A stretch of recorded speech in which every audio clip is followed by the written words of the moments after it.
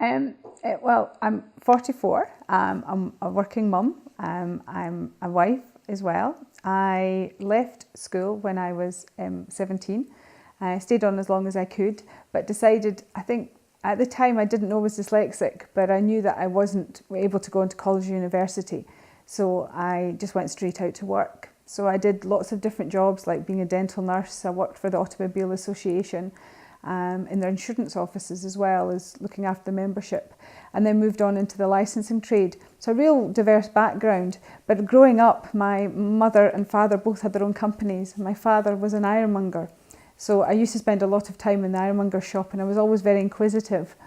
So I think my background is very diverse. Experienced a lot in life, but nothing through further education, and not really ever having or owning my own business before. Until the age of 38.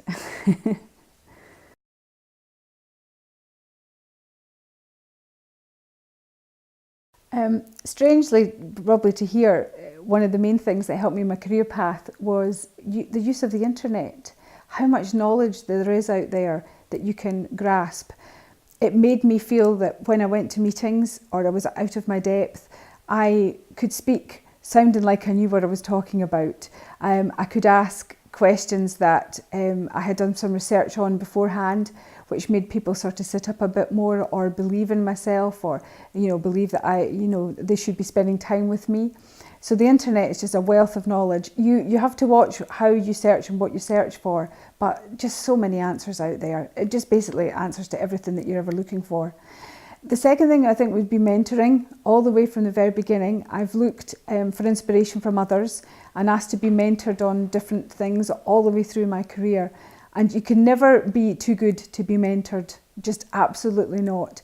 The best people in the world are always mentored.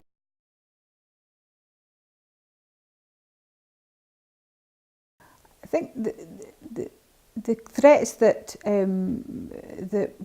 shaped my career path was, I was at home. I had my illness for nearly 7 years. I just had my first computer. I was learning how to work Google and just the mouse and everything. And I was also going through IVF to try to start a family. So I had my illness, I had the pending motherhood, and I also had the fact that I wasn't actually particularly business savvy in any way at all. But the opportunity I saw out there was the fact that I was one of only 3 people in the world that had put in patents for an idea for live energy within the homes and businesses. So I had this global opportunity sitting there waiting to be tapped. I didn't understand the market. I had no idea how I was going to raise the money. I had no idea, no previous experience for product development or understanding markets or being able to commercialize an idea. So I had very, very strong opportunities, but at the same time, huge threats hanging over me that could have tipped the balance.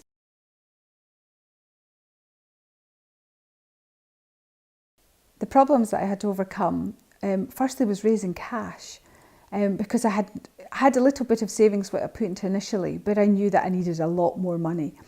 And at the same time, I was pending motherhood. Unfortunately, it was twins and I lost one of them. But that actually gave me a chance to be able to write my business plan, was because I had some time out that I had to take in hospital and just have a bit of a breathing space. So it was trying to be able to juggle the sort of pending motherhood, the raising of the cash, learning how to, to create a business and invent a product and understand the market that I was going into. Problems that most women would probably run away from. But to be honest, if you just take each one at a time and just remain as positive as you can and see and focus on the future and where you wish to go to, then you do get there. And it can be fun in doing so at the same time.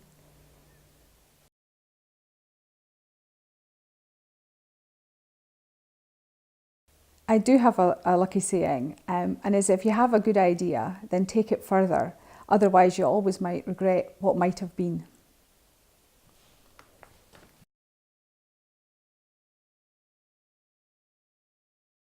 The inspiration that I now have comes from the fact that I spent 2 years in my bed, being unable to walk and talk and function normally as a human being, and to have had such a vibrant life that I had had before, and then suddenly to have everything taken away from you because of an illness.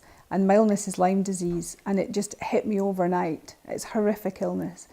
And it took me a long, long time to go through rehabilitation to get myself in order. And the inspiration that I have is having that taken away from you and then given back to you again. You feel that every day is precious, and that you want to leave a mark on life, and you want to do the best you can every day, because you just don't know where you're ever going to be from then on. And I was inspired during that rehabilitation by so many normal people out there that had to overcome so many difficulties, our unsung heroes, as it were. And there's so many of them out there. I believe, that there is in everybody, and the things that they have to overcome. So just basically having my normal life been taken away from me and then given back to me has been my inspiration.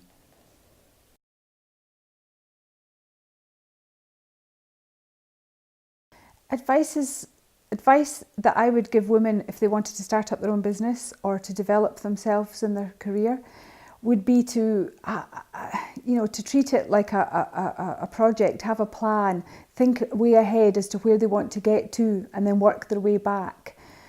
For me, I was very much inspired by my family and friends. As I was growing up, the vast majority of them all had their own companies. And I loved the way that they just put their whole life, heart and soul into their businesses, and had the ability to make them what they wanted to make them, which was lifestyle companies. They made them flourish into the businesses that they were proud to own, proud to achieve, let them get to the size that they were comfortable with, that the stresses and the problems that they faced they could cope with. So what I would call lifestyle businesses. When I started out with my invention, I thought nothing about starting my own company, registering it and saying, right, this company is here to commercialise my product. But not realising or thinking way ahead that in fact this company needed a lot of money for manufacturing mostly. But to date the company has raised just under £4 million to get it to where it is. So I now have a fraction of the company that I once owned. I haven't been able to put into it what my family and friends have been able to put into their own businesses. It's very much been built up to be sold, to be able to give the shareholders the rewards back that they deserve, because they risk their own money within it. And I think I got quite frustrated within the journey at not being able to be able to put that input into the company in the same way that I saw my friends and family. In saying that, I felt very proud and honoured to what I have achieved. But if I had known at the time where it was going to get to, I probably would have put a different effort and different emphasis on things. So I think my advice to women is to reach out and think where they want to get to, where would they want their company to get to, and that then should shape how they should then focus their energies in the best way possible.